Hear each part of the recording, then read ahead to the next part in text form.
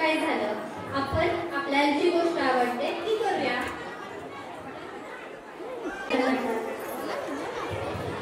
तू का आलीस आमच्या बेटा? जाय तू.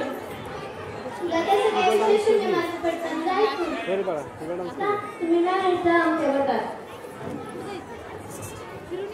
जाऊ दे, त्यांनी आपल्याला मदत घेतलं नाही तर काय झालं? आपल्याला जी गोष्ट आवडते ती आपण करूया. हो हो चला.